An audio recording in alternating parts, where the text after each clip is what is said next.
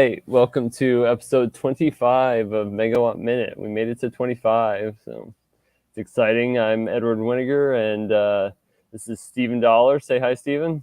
Yes, hello. Hello. Saw you moving a little bit to the music I there. did, man. I'm digging our intro. So thanks for joining us this week. And so, Stephen, you were gone last week. I don't know if you have any thoughts or anything you want to share from your trip, or otherwise we can just move on. Well, I was on a nice little site visit in northern Mississippi, checking out a pretty cool 10 megawatt immersion site. Yeah, it went well. Was there for a few days, trying to make a deal happen. But you know how these deals are, Ed. You know, they're tough to make happen. So we'll see. I think it'll be a few months out. Yeah, and then enjoyed the long Memorial Day weekend. That was nice. Yes, it was. Yep. And I don't know if I have that site listed on Marketplace yet. So regardless, we'll work on getting that up there so we can Yeah, share it out. So I don't. Did you see my? I did the show by myself last week. So did you see my I did. cover? I did. I saw it. I was excited to use the nuclear explosion. That was Yes, I know. When I saw it, I was like, "Oh man, he used the nuke. I love yeah. it." Yeah, we went through the documentary finally, and so interesting documentary. Go watch it if you haven't yet. Grid Down, Power Up. So I actually shared the video with the guys from the movie. It was just a generic email, but I sent them the video to see if they had any thoughts or had a chance to watch it. So we'll see if they actually respond or not. So Oh yeah, maybe we'll get to talk to Dennis Quaid someday or something. yeah, yeah. All right, so let's dive into our stats. Bitcoin is hovering around just above 27, which is nice because it was hovering in 26 range for quite a while, and so I was glad to see it pop above 27. That was nice. I But know. I thought we were going to hit 28, and it was just going to keep yes, moving yeah. all the way to 100. You haven't made a comment on my hat yet. No, I saw it though. Where did you get that conference or? No, I bought this hat. So funny story. I bought this hat through Pomp's swag store or Uh-huh, whatever. I saw him wear it on YouTube, and I was uh-huh, like, "Oh man, that's a cool hat. I'm gonna be cool, just like Pomp." And then so I went to Empower 2 years ago, and I'd gotten this hat, and I thought I was gonna be cool and walk around with this hat.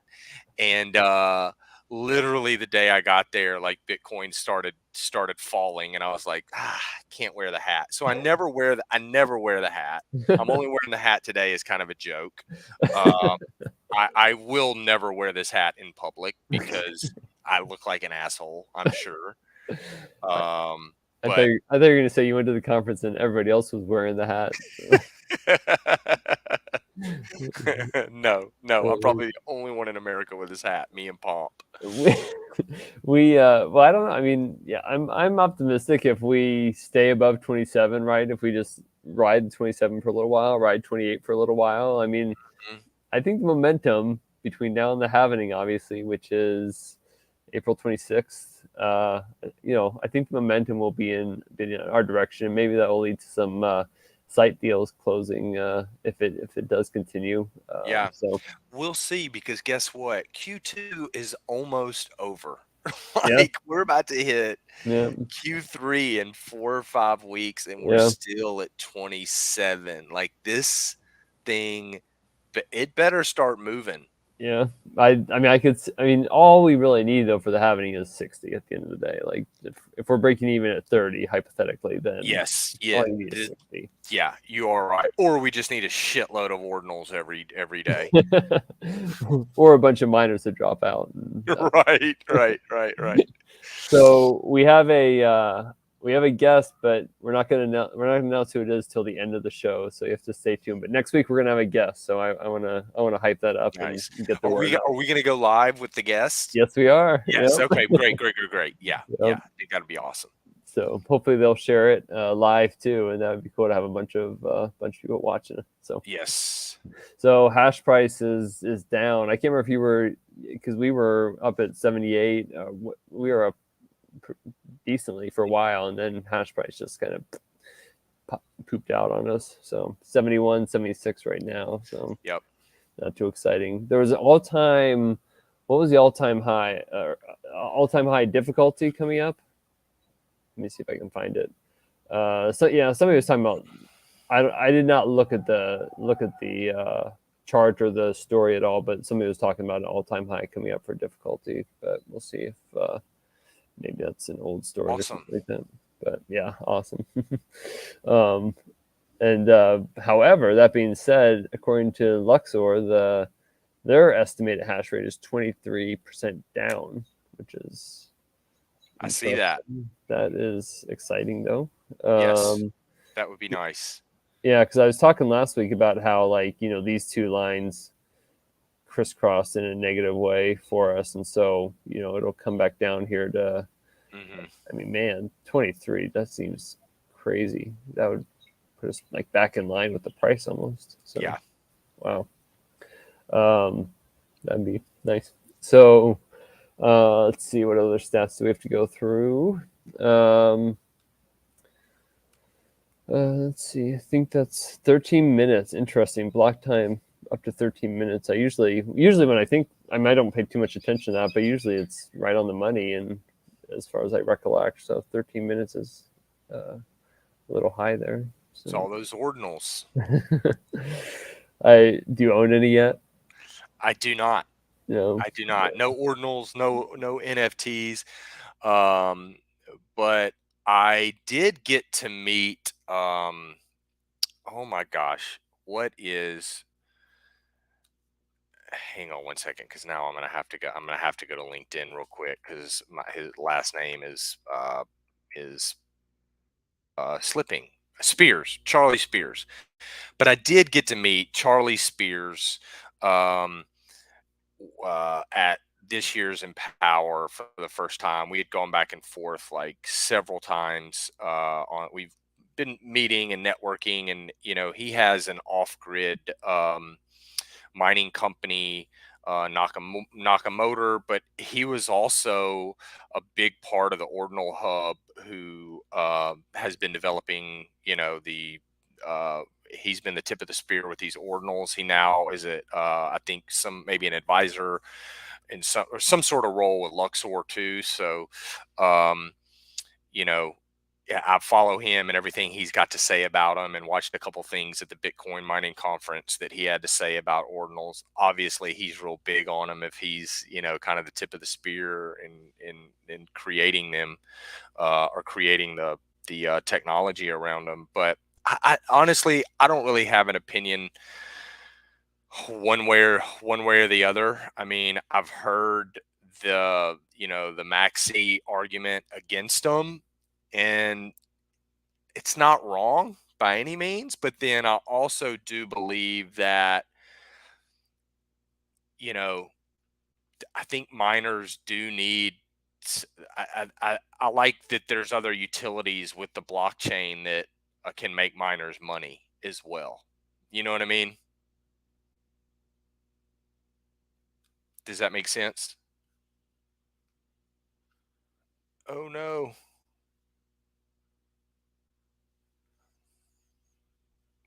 Ed, you dropped out.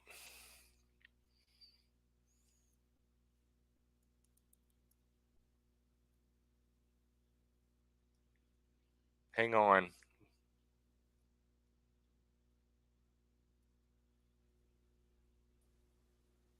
There he is. Man, I yeah, that was bad timing. Sorry about that, folks. No worries. Um, Hey, it's live. This is what I know, happens when you're I live. know. And we are still live, so We are still live. I kept it going though for you, Ed. good. I appreciate it. Yeah, I was just talking away, dude. So what did I miss? I don't know. What was the last thing you hear? Basically, Ordinals. You met somebody when we were talking about ordinals. oh wow. I'll fast forward a little bit, All right. but basically, I understand the maxi argument against ordinals, Yep. but I also think that miners having another utility to make money is also a Yep. good thing. So I you know, I haven't formed I would say a positive or negative opinion or outlook on ordinals just yet. I mean, I don't own any ordinals or NFTs or anything like that, but I do see their value. Well, yeah, I don't own. I bought some. Did I tell you about some cars? There were like some. I tried to buy some cars. I can't remember if we ever got it done, but I tried to buy some little Matchbox car NFTs for my kids once. So I was just showing them how it works. But Okay. I don't remember if we ever wound up doing anything with them. Uh, all right. So let's see here. Price of miners. So we're still at. I think I'm going to use this. I mean, the under 25 joules per terahash is $23, and everything's still pretty flat there. It's you can see. I mean, well, I guess it's interesting. The 25 to 38 are creeping down, which I mean, this is kind of what you'd expect just with technology aging out. But the 25 to 38s are aging down, while the 25 joules are creeping up. So, very Yeah. interesting. All right. So before we go to our first story, also we did not mention Dirty Coin. So our sponsor for the show is Dirty Coin. Thank you, Alana, and go check out their Twitter and check out their. They have a Geyser crowdfund going on right now. So if you want to support what they're doing, go check out their links that we'll have in the show notes. All Yes. right.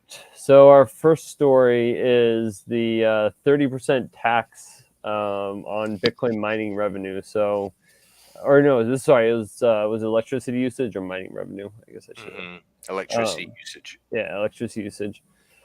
So, so I was there's two. Let me see if I have the other story linked.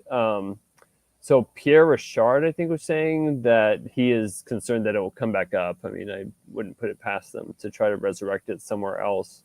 But 100%. as of the debt ceiling bill, which just was passed today or yesterday or something like that, there's nothing in there about the 30% tax. So sigh of relief. Yeah, Uh, it'll come back up under a new name with some um new language, new name, but yeah. the same old tax. I didn't realize it had a name until I was researching this, but the digital asset mining energy excise tax, the DAME tax. Yeah, Uh, the yeah, damn tax. Dan. Yep. Yeah. So I mean that we'll get to it in a little bit, but I mean this in Texas, both quote unquote positive stories for the short term at least. So Yeah, I think so. I mean, I think it's a win. yeah. I guess if you consider that debt ceiling bill. Oh yeah, that's a whole nother. Yeah, we don't have to get into that, but it's a small win for sure. I think this week, I think we're going to get into the bill in Texas that was killed, and Dennis Porter and from Satoshi Action and Lee Brasher, uh, with the Texas Blockchain Council. A lot of people put in some work to kill that bill. Yeah, Um, so yeah, there's been some small wins, short term wins for miners this week. I think we should touch on the debt ceiling bill though, because I mean I want to go hard on the government whenever we have the Yeah, no, you opportunity. want to do it now? I mean, we Yeah, can. Like yeah. here's the positive thing about the debt ceiling bill that Okay. I think government's going to print $4 trillion. Stock market's going to go up. My stocks that I'm invested in are going to go up, and then I'm getting out. I'm All going right. to cash out before it goes back down. Now, Right. obviously, I can't predict when it's going to go down, but on the 5th or whenever it's supposed to um, um, Go into be effect. passed, Yeah. right?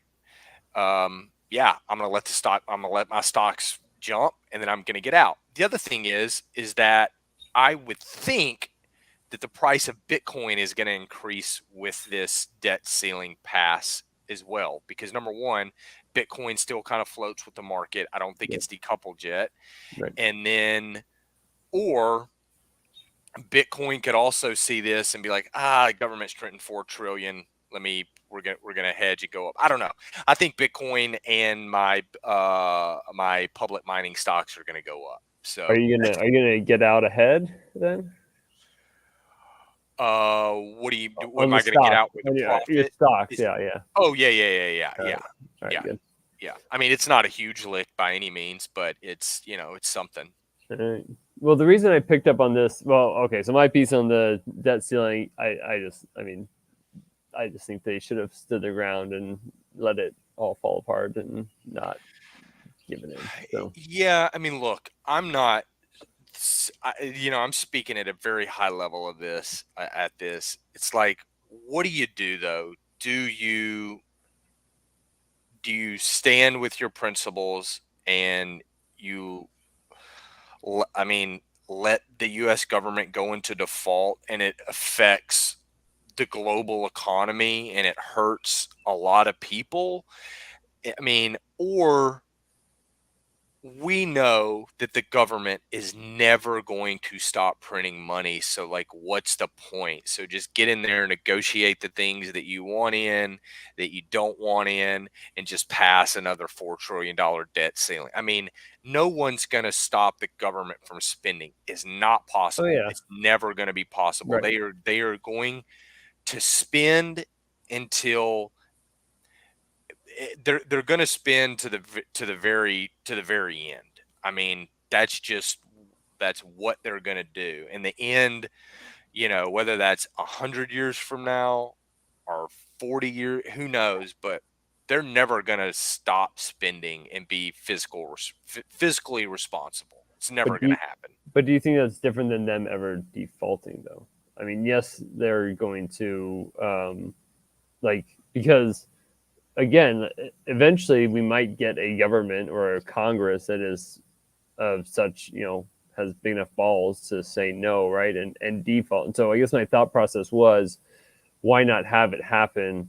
Like I think I'm looking at November, right, of 2024, and the elections coming. Mhm. I think that if we could have pinned the first debt default on the president, I think Congress could have escaped mostly unscathed Maybe, and but had that they as a talking yeah, point. but the Democrats are going to pin it Right. on the Republicans Sure. for sure. Sure. But I guess what I want to know is if the US does default, like what happens?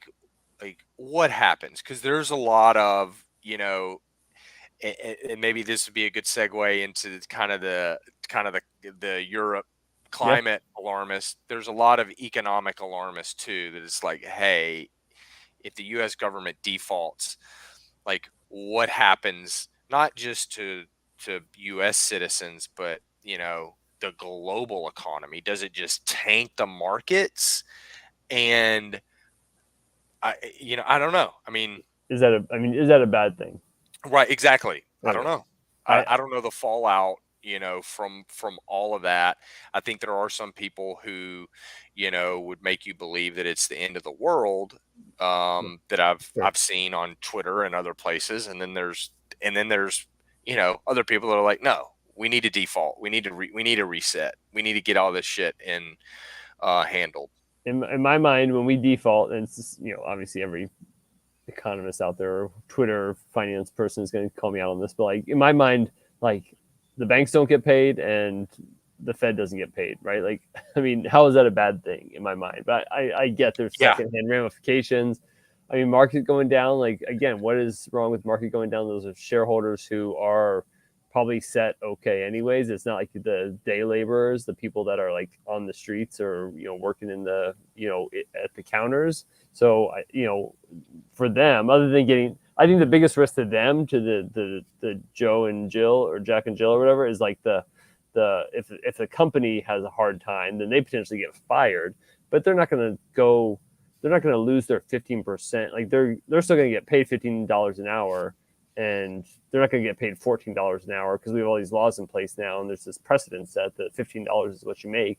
And so I guess yeah, for me, like all the people that would get hurt by default would be mostly on the upper end of things.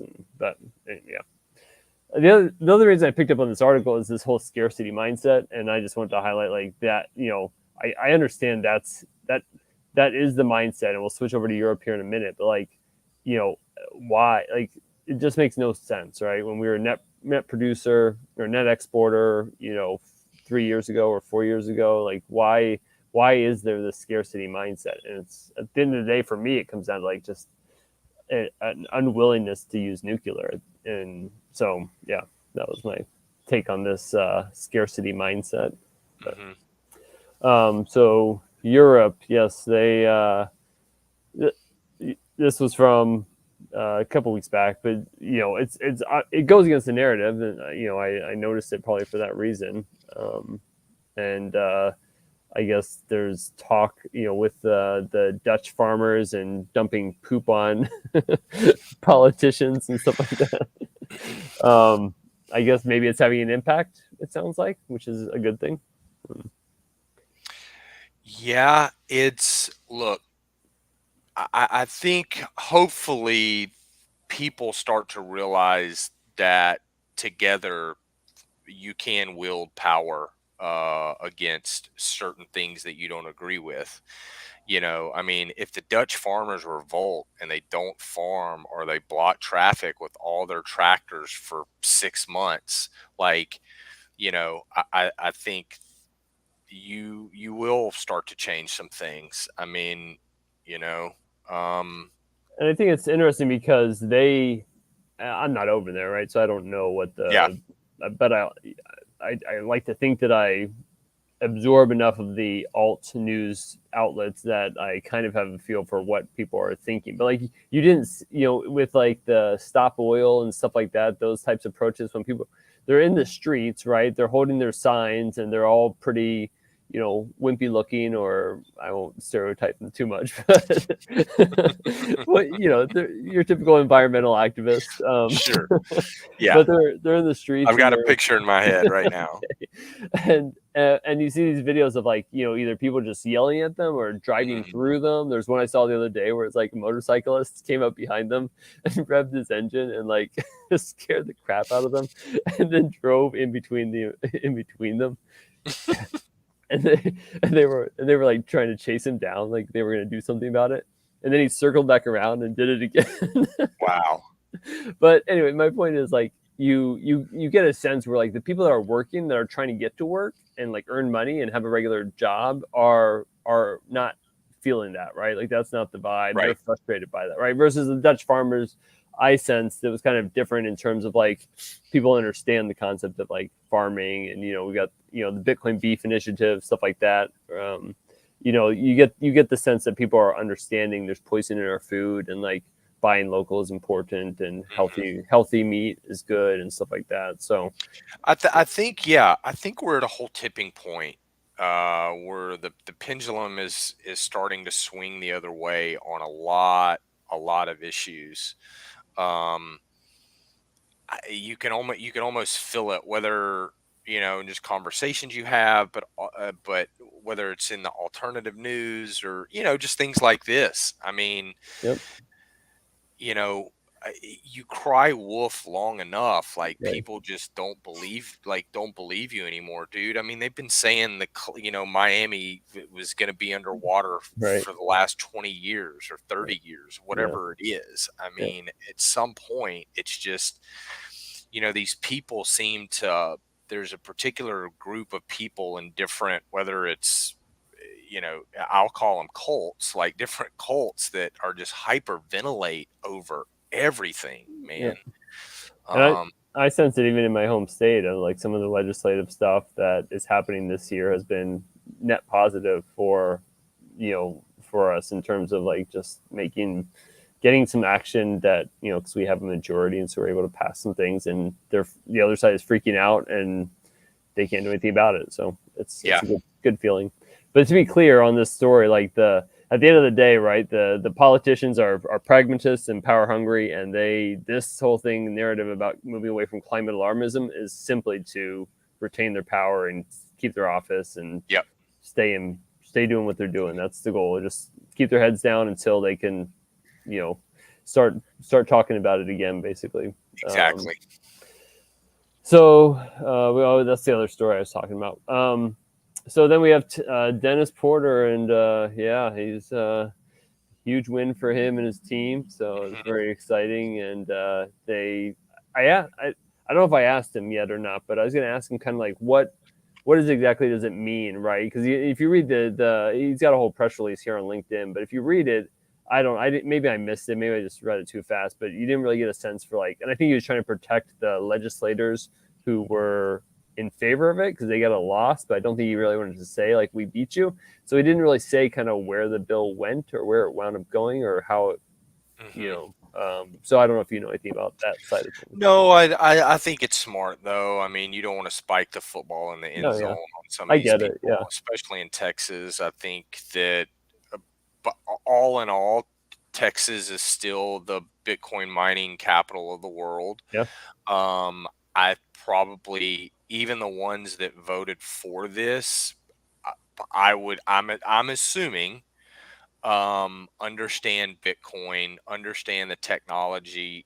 They may not agree with all the philosophy around Bitcoin, but probably intellectually understand it, see the value in it. So see the economic value um, in the miners and what they're doing there.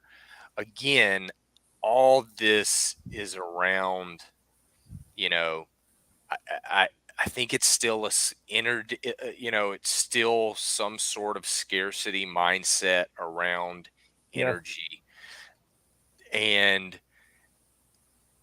I don't understand why. I mean, Texas is so energy rich, but there's still this, uh, and miners do take up.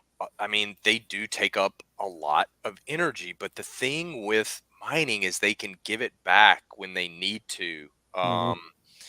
And look, eventually this is going to come back up as well. It's just going to be an industry that is going to be regulated and have rules. And right now, you know, um, good I got job. this. Go ahead. Good job Yeah, the Satoshi yeah, Action Fund and the Texas Blockchain Council and everybody that worked on this to, have a good win in the short term. But the battle still goes on, and it just yep. is going to continue to play out to like what regulations are going to, or agreements are going to be made and things like that around energy, around taxes, around mining, around Bitcoin, all of it. I think I think when we touched on it in a previous episode, I think there was a sense in Texas of like, not that less environmental and more like they felt like miners were just exploiting, not exploiting the system, right? Because they were making so much money or able to Exactly. use it so well. It was like a penalty for being good at what you're Yeah, being for good being at your efficient. job, right? Yeah. Yeah. So yeah. But I think that's where I do think miners and just the Bitcoin community has like a legitimate gripe that they're just not treated Oh yeah. as other industries are treated Mhm. when, as far as like the energy consumption part of it and the emissions part of it, um, is that, and around, how much energy is given back and their profits and everything. I mean, they're not holding other industries to the same standards as Bitcoin. So,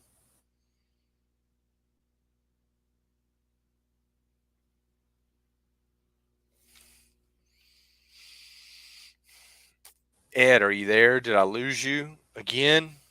Yeah, I'm back. That time wasn't as Oh, long. All that right. wasn't as Sorry. long. Yeah. Go ahead. No, no, no, no. Oh. That was it. I was just Yeah. saying I don't think Bitcoin and miners are held to the same standards as other industries when it comes to you know, emissions and energy consumption. Well, I So was talking to somebody about a small site the other day, or just today actually, and the talking about with their utility, right? They're on a fairly small utility, like a municipality almost, like just a mom and pop utility, and trying to explain to them how to have the conversation with that utility about like, here's what it is, right? Like here's how mhm, it's different. It's not the same conversation you have with just any other off taker, like a manufacturer or something like that. It's a different conversation to to have. So Yeah. all right, and last story is not related to mining really at all, but I, in watching the documentary last week, the idea of what's coming for us. The four options were like an EMP, geomagnetic, which is like solar, um, terrorism, or I don't remember the last one off the top of my head, but so senators, when the new sergeant at arms who's responsible for like security and stuff like that, which I guess includes cybersecurity for the senators and House and Congress, but when they were came a new sergeant at arms came in or something like that, but they gave them satellite phones. So the question is like, what is going to happen? If these senators are all across the country, right? So you got somebody in California, somebody in Alaska and Montana. They're all, what's going to happen to their cell phones and their landlines that's going to cause them to need a satellite phone. And so I just thought it was like conspiratorial to, I thought we should talk about it. So Yeah, I'm all about talking about yeah, conspiracies yeah. for I mean, sure. if the grid Um, goes down, how much of our comms are going to go down from cell phone towers and stuff like yeah, that, it's funny right? because I've been watching a lot of that. Do you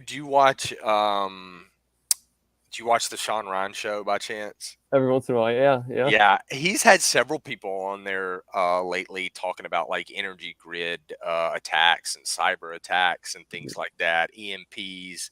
So it's like you're right, it's a thing. Did these fuckers know something we don't know, Ed? Well, All you know though, if they do know something that we don't know, like they ain't gonna tell us until it's the very last minute, and there's nothing anybody can do about it. I would go so far as to say that they're planning something Gotcha. to make it look like somebody else, right? Uh Like huh. because even like not Petya, the hack that was it's mentioned in, it was Russia attacking Ukraine. It was like the worst energy outage ever was this hack by Russia against Ukraine, and even that, right? Like, I mean, you start to talk about like Hillary's server and stuff like that, like Cozy Bear, like all these things that are get blamed on Russia. And so I would not be surprised if we have something happen and once again it gets blamed on Russia conveniently because they're there and that's who we blame things on. So Yeah, like Russia blew up the Nord Stream. yep, exactly. Yes. Um, Super logical, right?